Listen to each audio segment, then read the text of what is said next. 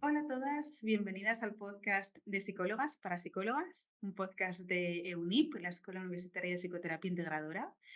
Hoy vengo además con una persona que es muy importante dentro del proyecto EUNIP, que también ha participado dentro del podcast y que además de formar parte del equipo de Somos Estupendas, siendo la super coordinadora de todo el equipazo de psicólogas online que tenemos, también es la directora del máster de psicoterapia integradora que hay dentro de EUNIP.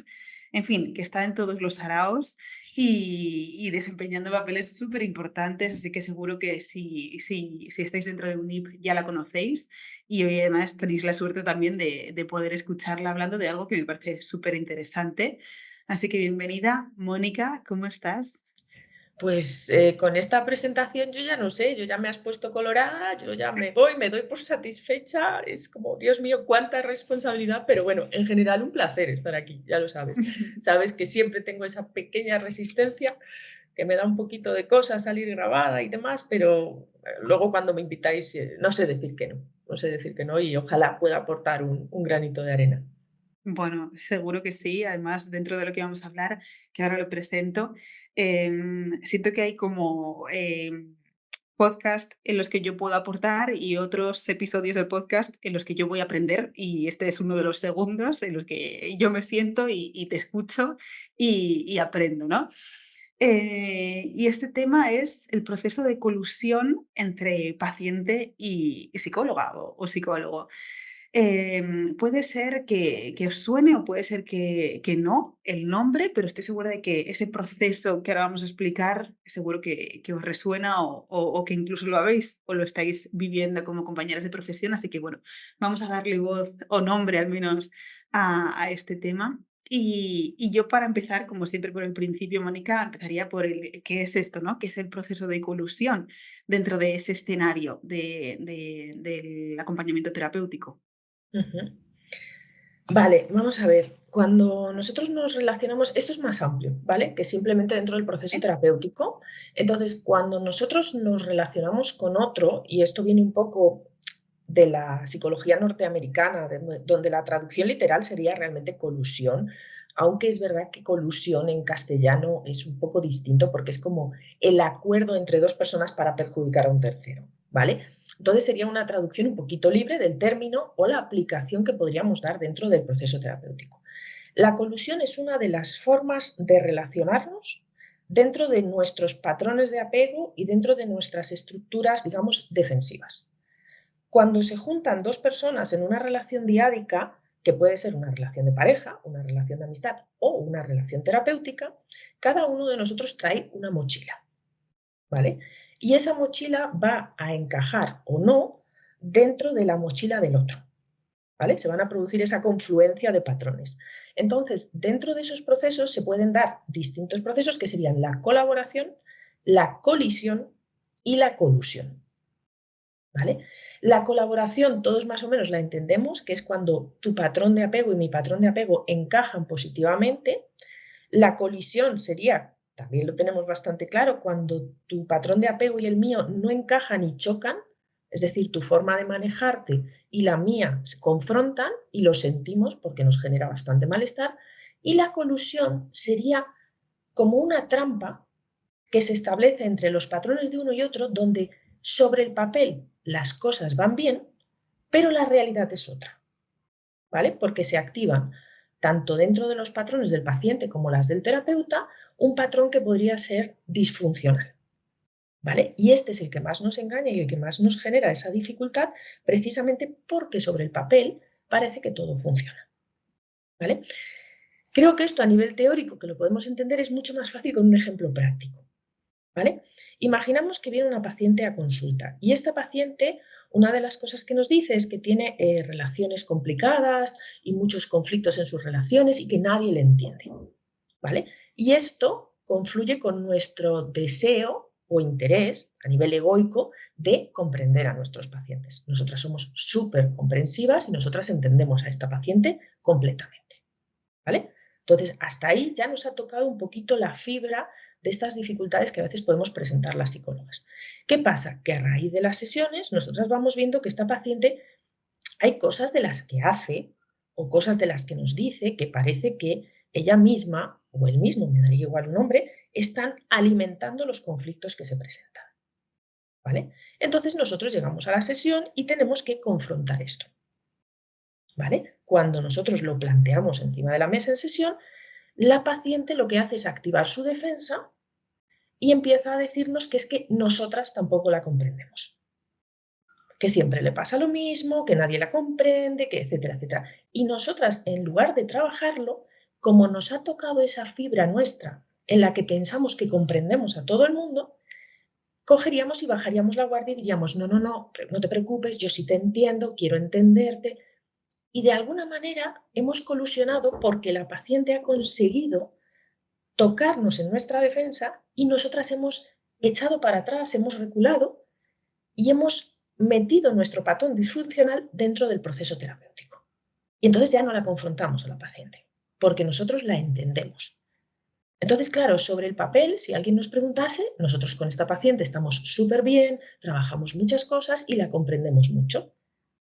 Pero la realidad es que no estaríamos trabajando lo que la terapia nos requiere porque eso tocaría en una parte que nos genera malestar.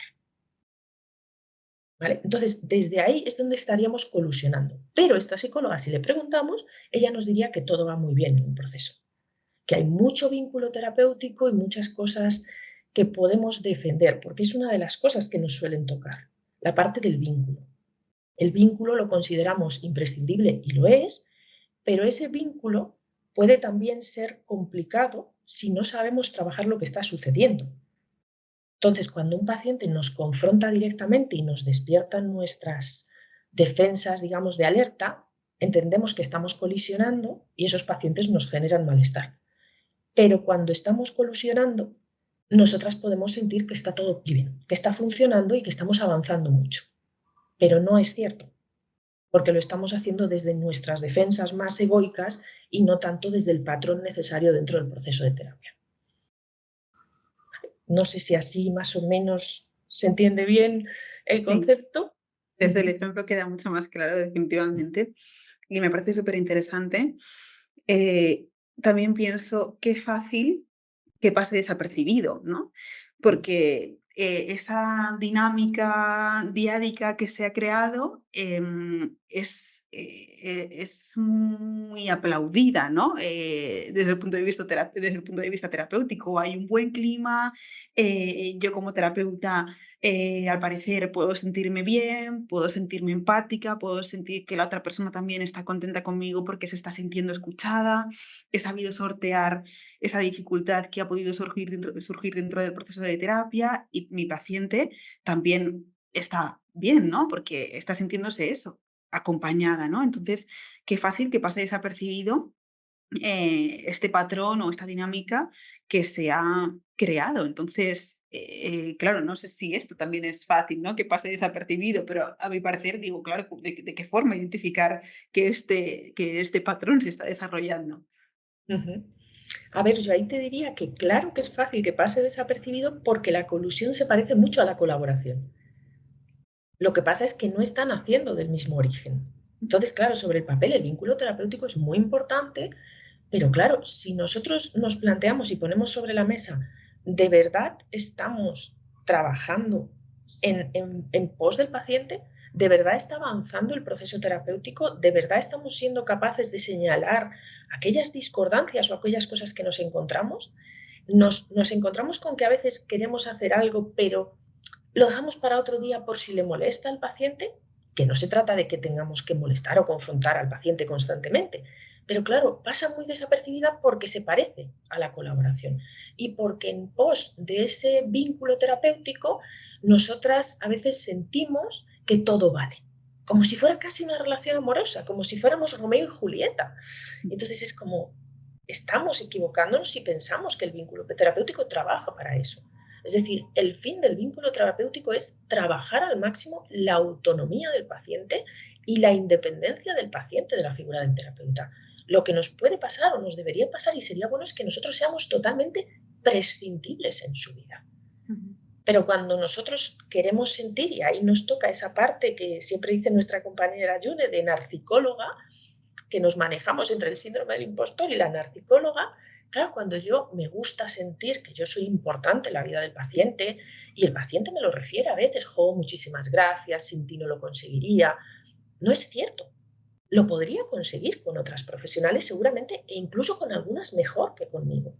Pero claro, eso me toca un poquito y a mí me gusta pues sentirme valiosa y me gusta sentirme importante y a veces nos sucede, sobre todo con estas rupturas del vínculo, que de verdad que como psicólogas nosotras lo alimentamos a veces.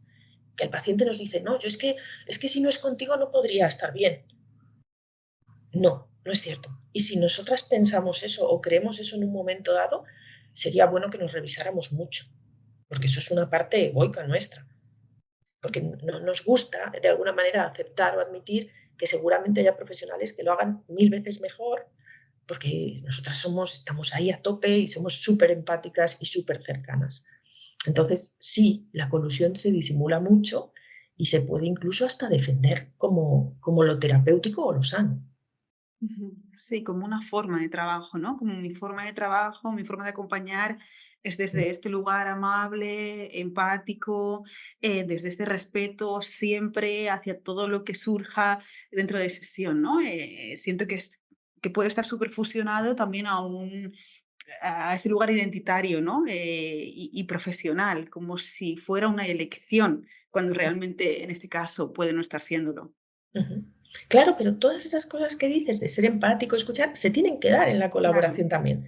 Pero la cuestión es, ¿qué pasa si nos planteamos cruzar la línea? Si nos planteamos de repente cambiar la dinámica y establecer pues esas contradicciones en la relación? ¿Qué pasa si nosotras mismas nos estamos coartando de alguna cosa? Porque claro, somos muy receptivas a las señales del paciente. Y cuando pones sobre la mesa algunas cuestiones, al paciente no le gusta porque le hace daño. Entonces, no es que tengas que entrar a lo bestia, confrontarlo todo de verdad, porque no se trata de eso, pero claro, cuando yo me estoy coartando y estoy pensando que, bueno, ya lo haré más adelante, bueno, ya lo dejaré, porque no es el momento, me tengo que plantear si en algún momento está sucediendo algo de esto, si me está tocando esa dinámica mía donde yo me quiero posicionar como la que ayuda, la que escucha, la que entiende, la que acompaña hasta el final y la que casi pues es una salvadora. ¿Vale? Que es una parte que también fallamos bastante las psicólogas. Pero todo eso no está fomentando la autonomía de la persona y del paciente. Totalmente. Entonces, eso tenemos que revisárnoslo. Ujú. Claro, claro. Y también antes decías, Mónica, que este proceso de colusión engaña, ¿no? Fácilmente. Engaña desde el punto de vista de que parece como si ese proceso fuera viento en popa cuando realmente puede estar siendo contraproducente en determinados puntos. Pero ya siento que no solo engaña en lo que es el concepto, ¿no? Del proceso terapéutico, sino que también nosotras mismas nos estamos engañando, ¿no? Como profesionales. Es como, no quiero ver otras realidades, no quiero probar otras formas de hacer porque estoy cómoda de alguna forma en esta o porque me está aportando cierta serie de beneficios secundarios. El no confrontar o el no exponerme a que esta persona me rechace o a exponerme a todos esos mandatos que yo misma tengo o exigencias acerca de cómo es una buena o una mala terapeuta, ¿no? Entonces siento que también hay como ese autoengaño que podemos hacernos en base a esa inseguridad, ese síndrome de la impostora, o conceptos como los que Yune también ha mencionado en su episodio de podcast, que no recuerdo ahora si ya ha salido o si saldrá, será o el siguiente o el anterior a este, que creo que pueden estar súper relacionados con esto, ¿no? Entonces creo que también es importante porque quizá pensamos que estamos eligiendo, ¿no? Comportarnos de esa forma y que estamos teniendo el control de eso que está pasando dentro del proceso de terapia, pero realmente no está siendo así. No, claro, no está siendo así para nada. Es decir, si tú, por ejemplo, en sesión o a lo largo de un proceso te vas dando cuenta de que hay como una especie de dinámica que se repite y que vuelve a pasar y que cuando intentas, ahí eso es una pista, pero claro que nos toca la patata, porque no nos gusta, porque nos gusta posicionarnos como no, yo soy súper objetiva, yo intento ayudar a la persona. Yo, por ejemplo, lo veo mucho con ese vínculo, cuando se tiene que separar, cuando tocan las derivaciones de un caso, ahí se ven muchas veces cómo surgen las resistencias de la propia psicóloga. Porque claro, el paciente En un momento dado, si te conoce y contigo se ha sentido cómodo, te lo va a decir, no, no, yo no quiero cambiar de psicóloga, tienes que ser tú. Sin ti, yo me muero casi. Claro, ¿qué pasa si yo digo, ay, tienes razón, venga, no pasa nada? Claro, yo estoy alimentando una dependencia del paciente hacia mí. Ujú. Y no estoy siendo consciente, pero claro, sobre el papel no, es el vínculo terapéutico, es la defensa de esa alianza, que es lo más importante en terapia, sin que sea yo consciente de que estoy haciendo cosas que no benefician al paciente. Porque el paciente de verdad, lo mejor que le puede pasar, casi diría un poco a nivel caricatura, que no se acuerde de nuestro nombre, que diga, esa psicóloga que me atendió y que tenga un buen recuerdo, pero que no se acuerde de nuestro nombre porque no somos imprescindibles en la vida de la persona.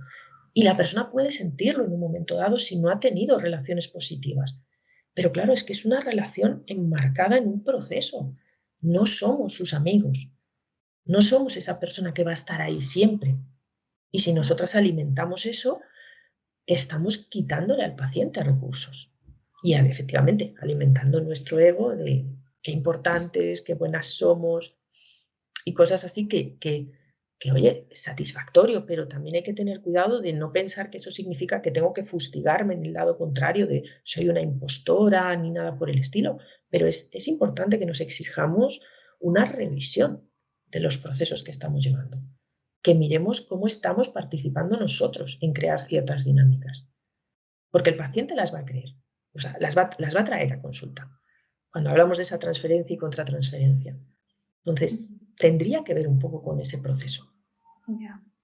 Sí, y además ya no solo podemos estar limitando o estamos definitivamente limitando esos recursos y esa autonomía de la paciente a la que estamos acompañando, sino que también en terapia se enseña, ¿no? De forma implícita, se modela esa relación que se está construyendo, ese vínculo que se está construyendo, esa forma que nosotras tenemos de relacionarnos con nuestros pacientes, también está modelando y está enseñando de forma implícita a la otra paciente, a la otra persona, cómo es una relación, ¿no? O cómo yo he de relacionarme, sobre todo cuando hablamos de personas que quizá no han tenido un vínculo seguro en otros momentos de su vida y es la primera vez que está aprendiendo pues, a relacionarse de una forma segura. Entonces también todo lo que está pasando dentro de ese proceso de terapia también se va a quedar como improntado, incrustado dentro de creencias acerca de cómo son las relaciones. Y si nunca confrontamos, si siempre nos situamos como en ese lugar cómodo en el que, por reducirlo, damos la razón y nos ajustamos o fusionamos al 100% a las aparentes necesidades o urgencias de los pacientes, tampoco estamos enseñando que está bien dentro de los vínculos diferir, tener opiniones diversas y que eso no significa de forma activa un rechazo, ¿no? Sino simplemente un desacuerdo. Entonces tampoco estamos enseñando a tolerar los desacuerdos o las diferencias dentro de las relaciones o de los vínculos. Y eso también es algo muy importante porque de lo contrario siento que, mm, que recibir cualquier muestra que yo recoja o interprete como un desacuerdo va a suponer para mí una sensación de estar siendo constantemente rechazada, ¿no? Ujú. Sí, claro, de hecho, en la estructura de apego seguro, el apego seguro no se define por funcionar siempre bien. O sea, el, Sí, el apego seguro se define por saber reparar las rupturas. total. Pero tiene que haber una sucesión de rupturas, reparaciones, es decir, podemos discutir, podemos confrontar, puedes un día incluso irte molesta por algo que te he dicho, pero es que eso es bueno que luego lo traigas para que podamos hacer ese proceso y lo puedas, porque si no, efectivamente, y puede pasar que a veces, sin querer confrontar, damos la razón a pacientes en conductas que podríamos considerar problemáticas, que a veces el paciente pueda estar alimentando un conflicto o una situación, lo que decimos estas cosas tóxicas, conductas tóxicas, pero claro que si tú escuchas al paciente puede parecer razonable. Entonces, si nosotros alimentamos esa parte, le estamos dando una distorsión de las relaciones. Ujú. Entonces, sí, evidentemente tenemos que mirarlo para que la persona pueda entenderlo y para que nosotros lo saquemos. Y el problema es ese, cuando nosotros no queremos admitir lo que nosotros llevamos a consulta. Ujú, claro. Y también dentro de lo que antes hablábamos de que, bueno, pasan 2 cosas aquí, ¿no? Hay 2 dificultades, o al menos 2 grandes dificultades dentro de este proceso, y respecto a de cómo salir de él me refiero. Una es el hecho de que puede pasar muy desapercibido, Y otra es el hecho vale, lo he identificado, pero aún así quiero quedarme aquí, ¿no? Esa dificultad basada en esos beneficios que yo estoy obteniendo en base a comportarme de esta forma en terapia, ¿no? Entonces, juntando a ambos, también tengo en cuenta que muchas de las personas que nos están escuchando ahora, compañeras de profesión o compañeros de profesión, se han introducido hace poquito o están introduciéndose en la práctica clínica, ¿no? Y muchas de las personas que nos siguen que llevan poquito tiempo ejerciendo, ¿no? O que incluso todavía no lo han hecho. Entonces, hace todavía más complicado el que puedas identificar estos patrones, el que puedas salir de ellos, porque sabemos que todavía no está demasiado trabajado o revisadas esas partecitas que quieren salvar. Nos movemos mucho más fácilmente desde esa salvacóloga, nos movemos mucho más fácilmente desde el querer complacer y adaptarnos a esas aparentes necesidades y urgencias, ¿no? Entonces, aquí, ¿cómo hacemos, no? ¿Qué les dirías, Mónica, a esas personas que nos pueden estar escuchando, que estén en esa situación a la hora de identificar que están dentro de este patrón de acompañamiento, no? Pues diría prioritariamente supervisión.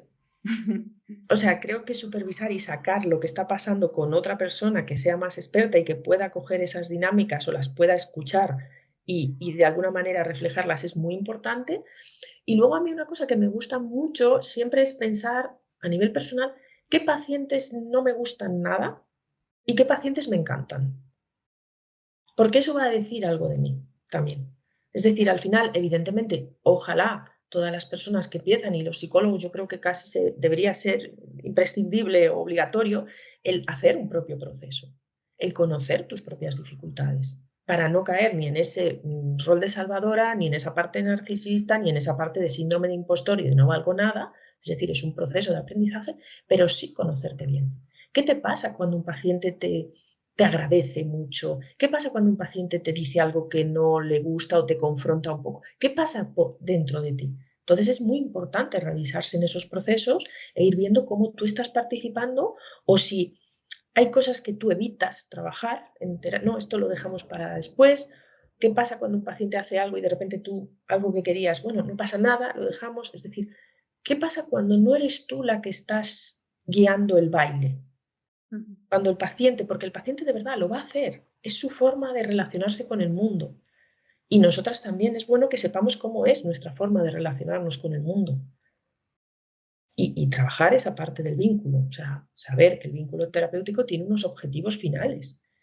Entonces, Ujú. si yo siento compasión, que es sano sentir compasión por un paciente, pero es excesiva hasta el punto en el que no me permito a lo mejor trabajar ciertas cosas, pues eso ya empieza a decir un poquito más de mí.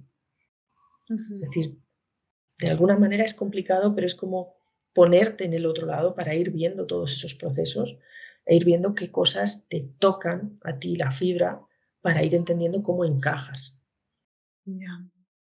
Pues es interesante también esto que decías, porque me hacías reflexionar con la idea de que parece que siempre, o que la mayor parte de los casos que llevamos a supervisión o que nos cuestan más son aquellos que se nos hacen más complicados, ¿no? No llevamos a una supervisión un caso en el que nos sentimos súper seguras, súper cómodas, en el que la relación está fenomenalmente establecida, yo me siento súper bien con mi paciente, me tomaría una caña con ella. Esos casos no se llevan en supervisión, ¿no? Se llevan esos en los que necesito un poco de luz, ¿no? En los que necesito un poco de ayuda y ya no solo un poco de luz o un poco de ayuda, sino aquellos casos que están confrontando con alguna parte de mí, ¿no? Que por lo que sea esa contratransferencia está mucho más activa y me genera malestar. Hasta el punto de llegar a ese, me está cayendo mal mi paciente o estoy enfadada o qué tengo que hacer a nivel emocional con todo esto. Pero no reparamos o no reflexionamos acerca de qué hace que me esté sintiendo tan cómoda y tan a gustito y tan calentita dentro de este proceso en concreto que estoy acompañando, en el que parece que todo va bien, ¿no? Y puede ser que todo esté yendo bien y eso está fenomenal, ¿no? Pero creo que puede ser interesante ese ejercicio de voy a coger todos aquellos casos que yo estoy acompañando que están yendo bien, y voy a pararme a pensar en qué me hace sentir así, ¿no? Creo que puede ser interesante también en base a lo que decías. Ujú. Sí, claro, normalmente a supervisión llevamos las colisiones. Son las más fáciles porque nos generan Ya. dificultad.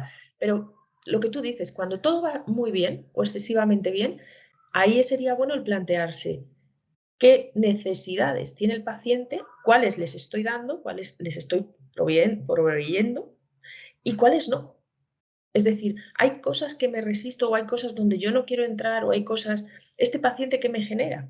Porque hay veces que pasa eso, con algún paciente de repente genera una especie de... Y entonces como que tú, no es el buen momento, no debería. Entonces, ¿qué nos está pasando con esos pacientes con los que parece que funciona? Si el caso no avanza, si parece que damos vueltas en círculos, si las terapias se eternizan, si el paciente utiliza el proceso como una especie de desahogo emocional, pero luego no trabaja y vuelve siempre como al mismo punto, ahí nos tenemos que plantear, ¿nosotros estamos haciendo algo para que haya un avance o estamos dando esas vueltas en círculo con el paciente? Porque a lo mejor lo estamos facilitando nosotros. Si nosotros con un paciente estamos dando vueltas en círculo y no se produce ningún avance, si el paciente nunca puede hacer las tareas que le ponemos, no pasa nada, otro día las haces, no es tu momento. Es decir, si somos demasiado consentidores con que no haya un avance, porque al final es una parte que nos tenemos que exigir. Es decir, ¿qué estamos haciendo en terapia? Porque si en ese proceso de terapia simplemente me vuelcas todo lo que te pasa, yo te comprendo mucho y sería casi como con un café en medio, a lo mejor no estamos trabajando nada. A lo mejor estoy siendo, y claro, eso es bueno, a lo mejor en un momento dado del proceso, al principio hay un desahogo emocional, estamos escuchando, pero antes o después hay que ponerse a trabajar. ¿Por qué no estamos trabajando? ¿Qué está pasando para que haya dificultades? Y puede ser que efectivamente el paciente se encuentre en una situación complicada que nos dificulte el avance. Pero todo eso hay que revisarlo. Por eso es tan complicada la colusión, porque pasa tan disfrazada de otras cosas que nos cuesta mirarlo. Entonces, los casos que me van bien, ¿por qué me van bien? Ya. ¿Cómo estoy avanzando? ¿Qué me faltaría? Es decir, ¿en qué punto? Porque a lo mejor efectivamente estamos funcionando, estamos colaborando y el proceso avanza. Pero si los procesos se estancan, si los procesos se repiten, si el proceso da vueltas, si hay cosas que yo ya veré y sospecho, pero no quiero, si hay cosas que me tocan a mí, tengo que mirarlo. O sería bueno mirarlo, ojalá. Ujú. Sí, porque no es nada fácil. Desde luego que es una reflexión muy incómoda para nosotras, para nuestro ego, para nuestra forma de trabajar. Es una reflexión muy incómoda, pero también muy necesaria porque no está haciendo ningún favor ni a nosotras mismas, ni por supuesto a los pacientes a las que estamos acompañando. Entonces, ojalá todas las personas que nos hayáis escuchado pues os haya dado un poquito de luz de este tema. A mí lo cierto es que ponerle esa etiqueta, ese nombre, también me parece que puede ayudar, ¿no? A identificar o a dar como visibilidad a que este patrón existe, porque de lo contrario, si ya de por sí pasa desapercibido, si encima no le hemos puesto un nombre, no le hemos puesto una etiqueta, pensamos que está todo bien y que no hay ninguna dinámica a registrar o a revisar, ¿no?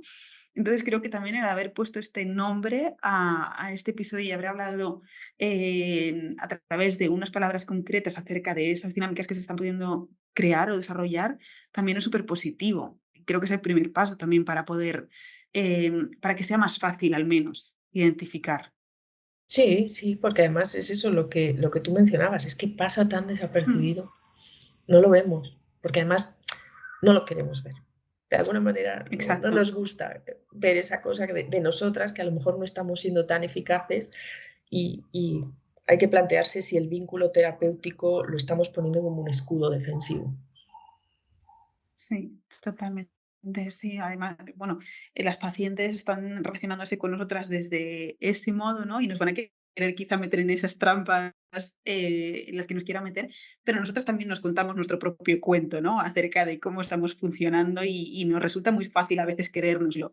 Entonces, Ujú. sabiendo que a veces podemos estar dentro de trampas, pues qué bien que podamos revisarlo a través de, en ocasiones, reflexiones, eso, incómodas, como pueden ser estas. Pero yo animo pues, a todas las personas que nos hayáis escuchado, a todas esas compañeras de profesión, que podáis coger esos casos, como decíamos, que creo que puede ser un ejercicio súper interesante, esos casos más fáciles, ¿no? Esos casos fáciles en los que estáis cómodas, esos casos que a media tarde son fresquitos, que os dan un respiro. ¿Por qué, no? ¿Por qué os están dando un respiro? ¿Qué está pasando ahí? Em, y yo creo que puede aportar un montón, Mónica, todo lo que has ido compartiendo y el hecho de que hayas traído este tema aquí.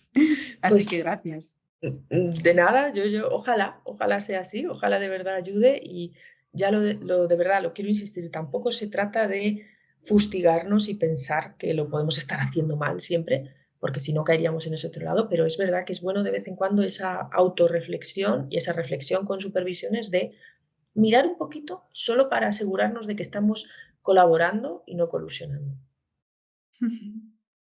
Bueno, un tema súper interesante. Yo cuando lo vi pensé, este va a ser uno de esos temazos que dices, se me queda la palabra colusión metida hasta, vamos, hasta el tronco encefálico. Así que bueno, pues gracias de nuevo, Mónica. Gracias a todas las personas que nos habéis estado escuchando y que nos escucháis siempre. Si queréis dejar algún comentario respecto de algo que os haya ocurrido en relación con este tema, si queréis compartir algo que incluso ahora mismo os está pasando y acabáis de descubrir, así como de repente un, un descubrimiento milagroso, estaremos encantadas de leeros y de, bueno, pues de crear esta comunidad que tratamos de crear aquí. Gracias a ti, Mónica, a todas las personas que estáis por aquí y nos veremos la semana que viene. Un Ah, abrazo.